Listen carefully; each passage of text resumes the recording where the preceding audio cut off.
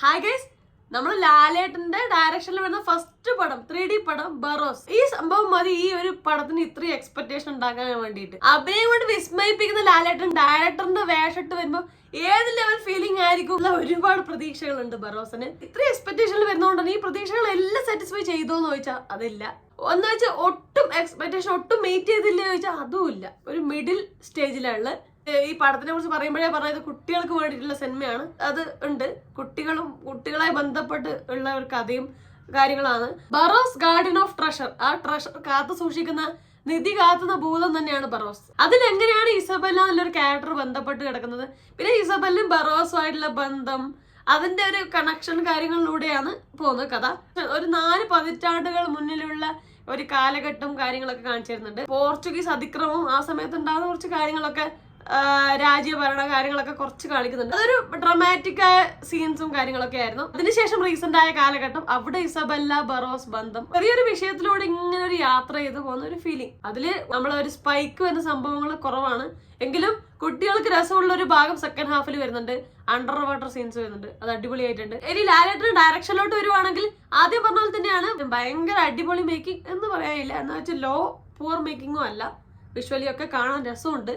പക്ഷെ story telling കുറച്ചുകൂടെ നന്നാക്കായിരുന്നു. കുറച്ചുകൂടെ കാര്യങ്ങൾ, വിഷയങ്ങൾ അതിൽ വേണമായിരുന്നു. കുറച്ചധികം സ്ലോ, കുറച്ചൊരു നാടകം സ്റ്റൈലിലാണ് എടുത്തിരിക്കുന്നത്. ഒരു സ്റ്റേജ് പെർഫോമൻസിന്റെ ഒരു ഇമ്പാക്ട് വരുന്ന ഒരു സംഭവം ഉണ്ട്. എന്ന് വെച്ചാൽ ഒരു സീൻ, ഇപ്പൊ ഒരു ഡയലോഗ് പറയുന്നതിന് മുന്നേ അയാളുടെ മുഖത്ത് ക്യാമറ കുറച്ചു നേരം വെച്ച് പിന്നെ ഡയലോഗ് പറയും, അങ്ങനത്തെ കുറച്ച് സംഭവങ്ങളുണ്ട്. അത് ലാലേട്ടൻ്റെതായിട്ടുള്ള ഒരു ഡയറക്ഷണൽ സംഭവം കൊണ്ടുവന്നതായിരിക്കാം.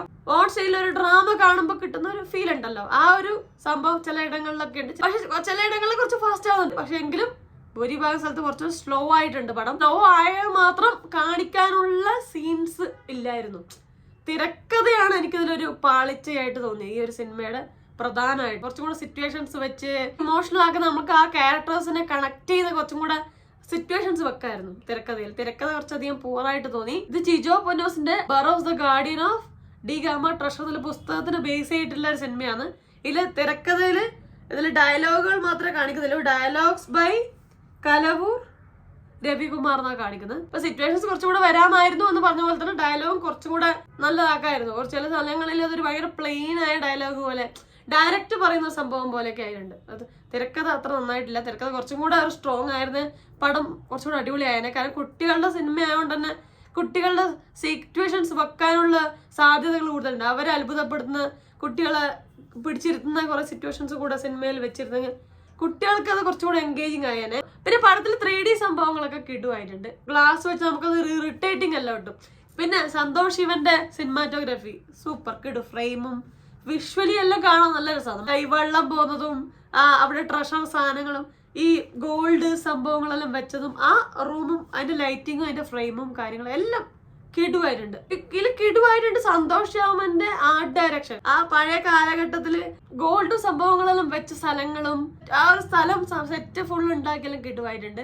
ഇത് ആർട്ട് ഡയറക്ടറിനെ പറഞ്ഞിട്ടുണ്ട് ഈ ഒരു സിനിമ എടുത്ത് കഴിയുമ്പോൾ ഒരു കോഴ്സ്, ആർട്ട് ഡയറക്ഷന്റെ ഒരു കോഴ്സ് കഴിഞ്ഞ് ഇറങ്ങി വന്ന ഫീൽ ഉണ്ട് എന്നൊക്കെ പറഞ്ഞു. അപ്പൊ അത് പുള്ളി പറഞ്ഞ പോലെ തന്നെ ആർട്ട് ഡയറക്ഷൻ കിടുവായിട്ടുണ്ട്. മ്യൂസിക് ചെയ്തിരിക്കുന്നത് ലിഡിയ നാദസ്വരാണ്.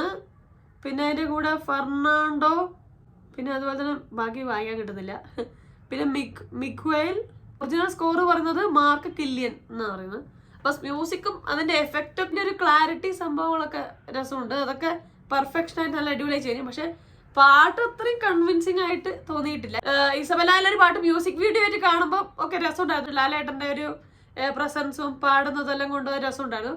ആ പാട്ടിലോട്ടൊരു പാട്ട് എടുത്ത് തന്നെ അത്രയും ഒരു അടിപൊളിയായിട്ടില്ല. പിന്നെ ലാലേട്ടന്റെ അഭിനയത്തോട് വരുവാണെങ്കിൽ കുറെ ഭാഗങ്ങളിൽ ലാലേട്ടൻ അടിപൊളിയായി അഭിനയിച്ചിട്ടുണ്ട്. എസ്പെഷ്യലി ക്ലൈമാക്സ് സീനുകളിൽ, അതായത് ഈ ഒരു സിനിമയുടെ കാതലായ ഒരു കാര്യം പറയുന്നുണ്ട്. അത് നിങ്ങൾ ട്രെയിലറിലൊക്കെ കണ്ടിടാം. മറ്റുള്ള ആൾക്ക് വേണ്ടി നമ്മൾ കണ്ണീര് പൊഴിക്കുന്നതിനേക്കാളും മഹത്തരമായൊരു കാര്യമില്ല പറയുന്നുണ്ടല്ലോ. ആ പോർഷനിലൊക്കെ ലാലേട്ടന്റെ അഭിനയൊക്കെ കിടുവായിട്ടുണ്ട്. പിന്നെ ഇസബെല്ലയിലെ ക്യാരക്ടറിൽ വന്ന മായ റാവോ വെസ്റ്റ് ഈ ഒരു സിനിമയിൽ ഒരുപാട് ചെയ്യാനുള്ള ഒരു ക്യാരക്ടർ അതാണ്. ലാലേട്ടൻ പോലും ഇനീഷ്യലി ഫസ്റ്റ് ഹാഫില് ആദ്യമൊക്കെ വന്നു പോകുന്നുണ്ടെങ്കിലും അത്രയും ഒരു വരുന്നില്ല. സെക്കൻഡ് ഹാഫിൽ ഫുൾ ഉണ്ട്. ഫസ്റ്റ് ഹാഫിൽ കുറച്ചൊക്കെ ആയിട്ടാണ് വരുന്നത്. പക്ഷെ ഈ കുട്ടിക്ക് ഒരുപാട് ചെയ്യാനുണ്ട്. ഈ കുട്ടി നന്നായി ചെയ്തിട്ടുണ്ട്. പിന്നെ ആന്റണി പെരുമാവൂരുണ്ട് ചെറിയ ക്യാരക്ടറിൽ, കുഴപ്പമില്ല, രസമുണ്ട്. ചെറിയൊരു കോമഡി ഒക്കെ കലർത്തിയ സംഭവമാണ്. പിന്നെ ഗുരു സോമസുന്ദരം ഉണ്ട്. കുറെ നാളിന് ശേഷം ഉള്ള ഒരു പടമാണ്. നമ്മള് മിന്നൽ മുരളിയിലെ വില്ലൻ ഷിബു ഉണ്ട്. പുള്ളി ഒരു കോമഡി ക്യാരക്ടർ ആയിട്ടാണ്. കോമഡി ആക്കാൻ ഒരുപാട് സിറ്റുവേഷൻ ശ്രമിച്ചെങ്കിലും അത് അത്രയും കോമഡി ആയിട്ട് ഫീൽ ചെയ്തിട്ടില്ല. നടന്റെ മാത്രം കുഴപ്പമില്ല, തിരക്കഥയിൽ വന്ന ഒരു പ്രശ്നം കൂടിയാണ്. ആ ഒരു സിറ്റുവേഷൻ നമ്മൾക്ക് കോമഡി ആയിട്ട് ഫീൽ ചെയ്തിട്ടില്ല.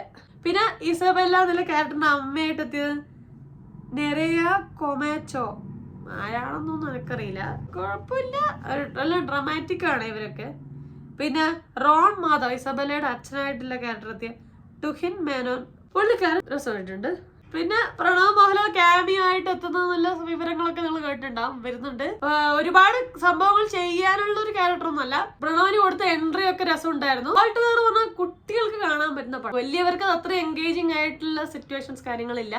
കുട്ടികൾക്കാണെങ്കിൽ പോലും കുറച്ചും കൂടെ ഒരു 3D സംഭവം കൊണ്ട് നമ്മൾ ഞെട്ടിപ്പിക്കുന്ന കാര്യങ്ങൾ കൊണ്ടുവരാറുള്ളത്. തിരക്കഥയിൽ വന്നൊരു പാളിച്ചയാണ് കാര്യമായിട്ട് എനിക്കിത് സിനിമയിൽ തോന്നുന്നത് പ്രധാനമായിട്ട്.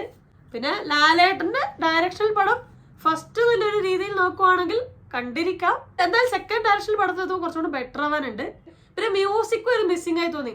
ഇങ്ങനെ ഇത്രയും ഒരു മ്യൂസിക്കലി ഉള്ള ഒരു പടത്തിന് മ്യൂസിക്കും ബാക്ക്ഗ്രൗണ്ട് മ്യൂസിക്കും കുറച്ചും കൂടെ ഒരു ഇമ്പാക്ട് ഉണ്ടാക്കുന്ന ഒരു മ്യൂസീഷ്യനെ വെക്കായിരുന്നു. പിന്നെ അതുപോലെ തന്നെ സെക്കൻഡ് ഹാഫിൽ അണ്ടർ വാട്ടർ സംഭവം കുട്ടികൾക്ക് ഇൻട്രസ്റ്റിംഗ് ആയിരിക്കും. അതില് കുറച്ചും കൂടെ ഒരു VFX സംഭവങ്ങൾ വെച്ച് കുറച്ചും കൂടെ റിയലിസ്റ്റിക് ആക്കാമായിരുന്നു. പക്ഷെ എങ്കിലും അതൊരു നൈസ് പാർട്ടാണ്. എന്ന് വെച്ചാൽ കുട്ടികൾക്ക് കാണുമ്പോൾ വാവ് തോന്നിക്കുന്ന പോർഷൻ എന്ന് പറയുന്നത് അതാണ്. ഐഡിയൽ കുട്ടിച്ചതിന് ശേഷം ഒരു 3D പടം എന്ന രീതിയിൽ നമുക്ക് ഇത് ആക്സെപ്റ്റ് ചെയ്യാം. അപ്പൊ നിങ്ങൾ ഈ പടം കണ്ടോ? എങ്ങനെയുണ്ട് ലാലേട്ടന്റെ ഫസ്റ്റ് ഡയറക്ഷണൽ പടം? എങ്ങനെയുണ്ട് ലാലേട്ടൻ? എങ്ങനെയുണ്ട് പടം? എന്തൊക്കെയാണ് സിനിമയെ കുറിച്ച് നിങ്ങളുടെ അഭിപ്രായം? എല്ലാം താഴെ കമന്റ് ചെയ്യണം. അപ്പൊ അത്രയുള്ള വീഡിയോ ലൈക്ക് ചെയ്യുക, സബ്സ്ക്രൈബ് ചെയ്യുക, സപ്പോർട്ട് ചെയ്യുക, ഷെയർ ചെയ്യുക, കമന്റ് ചെയ്യുക. അപ്പൊ പറഞ്ഞാൽ എല്ലാവരും ഹാപ്പി ആയിട്ടിരിക്കാൻ പറ്റിയ റിവ്യൂ റിയാക്ഷനോ സോഷ്യൽ നെക്സ്റ്റ് ടൈം കാണാം. അതുവരെ ബൈ ബൈ.